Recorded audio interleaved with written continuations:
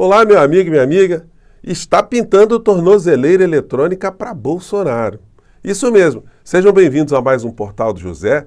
Hoje para o encontro num dia de grandes discussões aqui no Brasil sobre qual será o futuro do inelegível em função desse episódio bizarro que foi revelado ontem. Ele ter se escondido numa embaixada da Hungria em pleno carnaval. E as justificativas são as mais risíveis, as mais estapafúrdias. E agora ele está com prazo ali para poder explicar que história é essa para o ministro Alexandre de Moraes. O destino próximo de Bolsonaro está nas mãos do ministro do Supremo Tribunal Federal. Eu vou conversar com vocês sobre essas situações, as interpretações que o mundo paralelo está tentando passar para a sociedade e mesmo o que ele está dizendo também, né? Que prova cada vez mais o seu caráter, o seu perfil. Bom, vou conversar com vocês sobre esses últimos acontecimentos, mas antes de mais nada, quero convidar você que está chegando agora ao nosso portal e ainda não nos conhecia, para que você se inscreva aqui conosco, conheça também os nossos outros vídeos. Se você gostar, compartilhe, recomende, não se esqueça, dê o seu joinha, o seu comentário e, se puder, se inscreva aqui também no nosso clube de membros. Você que é muito bem-vindo e muito bem-vinda. Gente, tem várias situações, né, que estão despertando muitos debates. Fato é esse aqui. Moraes dá 48 horas para Bolsonaro explicar ida à embaixada da Hungria após apreensão de passaporte. Defesa do ex-presidente foi intimada pelo ministro a enviar esclarecimentos no inquérito do golpe. Gente, tem uma questão agora, né?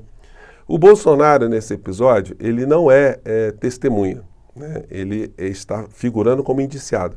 Então, o que ele pode dizer? Ele simplesmente pode ficar calado também. Ele se apresentando, né, para explicar, ele pode usar o direito de ficar calado. Então, as interpretações que o judiciário, no caso o ministro Alexandre de Moraes, terá será uma. Ele pode comparecer e tentar explicar aquilo que está nas notas ali, na nota de defesa. Mas vai explicar o quê?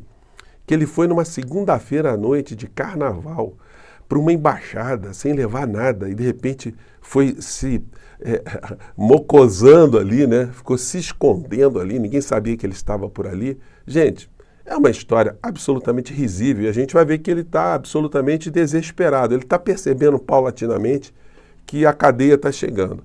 Não foi por outra razão que ele se acovardou mais uma vez. Isso para dar uma lição para quem é bolsonarista, acreditou tanto nessa figura, né? Quanta gente está na cadeia, gente que não teve a chance de pedir um asilo, né? E se bem que o asilo, no caso aí, seria discutível até, né? Você dar um asilo para alguém que está praticando um crime, né? Alguém que está tentando destruir a democracia de um país, isso é uma coisa discutível. E tem um outro fato também, né? A Hungria não é signatária do Tratado de Viena, que estabelece acordos, né, para asilos políticos também. Então, a situação ali é cheia de buracos ali. Mas quem vai decidir sobre o futuro do inelegível, a partir de agora, será o ministro Alexandre de Moraes, né, que é o relator dessa história toda aí. Bom, daí ontem, vendo o Jornal Nacional, percebam como é que eles dão uma versão assim, super edulcorada, né? Deixa eu dar uma arrumada aqui nessa tela aqui, gente. Super edulcorada, né? Percebam os verbos que são utilizados na apresentação da matéria. Eles fizeram uma coisa totalmente asséptica, né? Não colocaram ninguém para opinar, nenhum especialista em direito internacional, nenhum especialista nessa questão. Então, simplesmente eles noticiaram porque eles não tinham como esconder isso, porque isso foi disparado para o mundo todo, né, através da matéria do New York Times. Tá? Mas percebam só o verbo aqui que a Renata Vasconcelos utilizou na abertura dessa matéria. O que o Bolsonaro foi fazer na Embaixada da Hungria, segundo a redação do Jornal Nacional? Vamos lá. O jornal The New York Times revelou hoje que o ex-presidente Jair Bolsonaro permaneceu 2 dias na Embaixada da Hungria, em Brasília. Olha só, o ex-presidente Jair Bolsonaro permaneceu 2 dias na Embaixada da Hungria.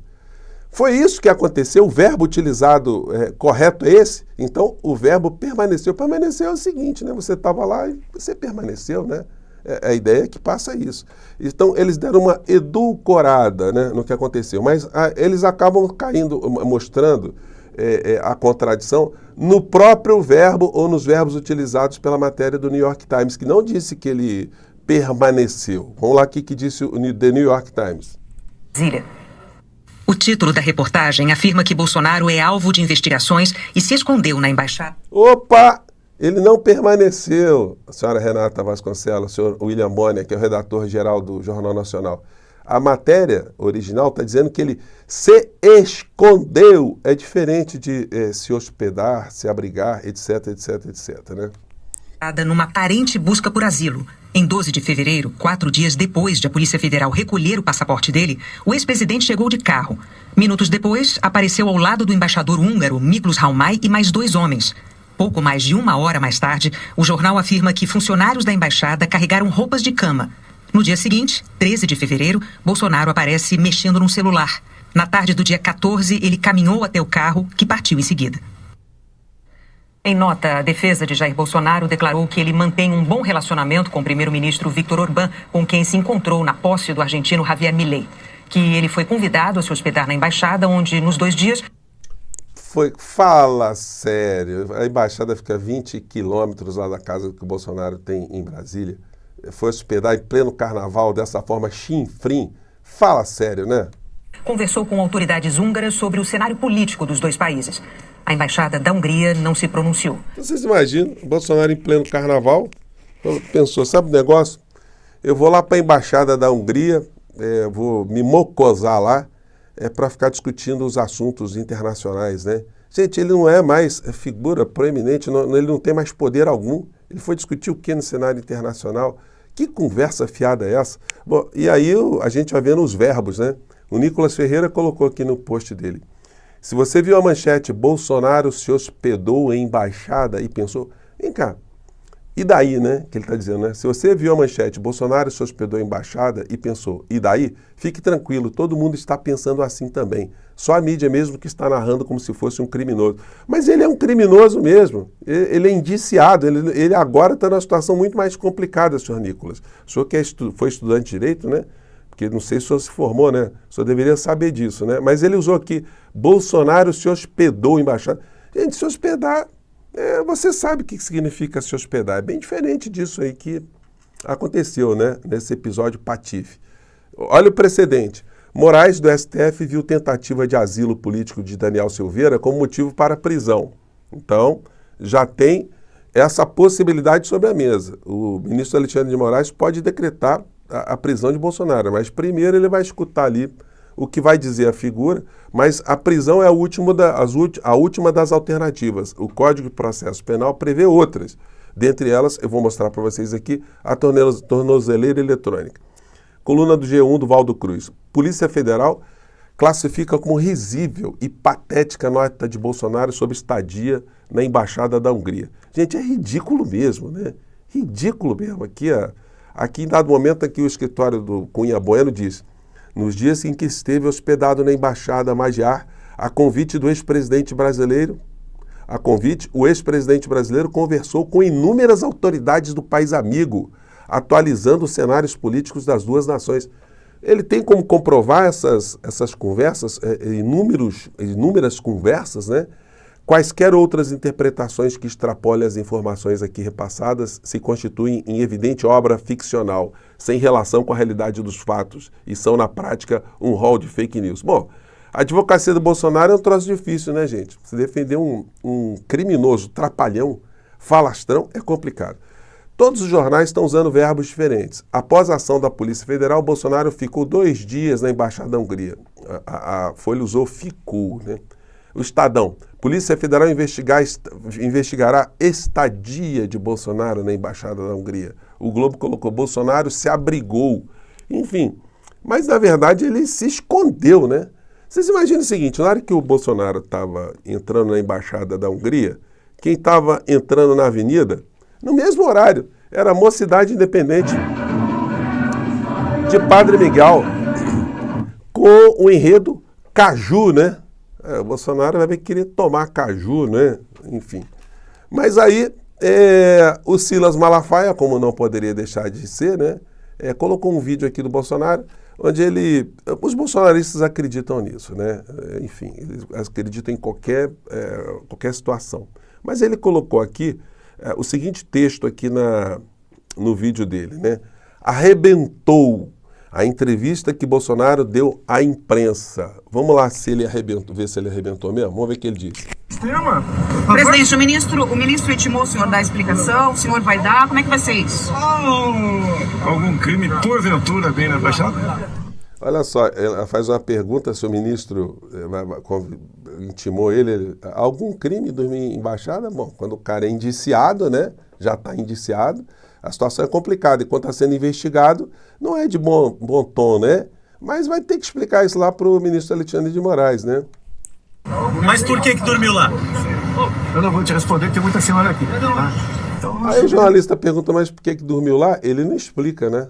Ele não vai conseguir explicar. Eu estava com medo de ser preso, é o que nós sabemos que motivou a ida dele para a embaixada. Que eu sou um covarde, desculpa, gente, eu sou um covarde. Eu fico me sujando todo, para não dizer outra expressão, né? De medo, né? Então ele não pode dizer isso, né? Então ele responde uma pergunta objetiva com uma agressão. E aí vem mais. eu nisso. Ou aventura dormir na embaixada, ou conversar com o embaixador, algum crime nisso? Não, tem uma pessoa da paciência.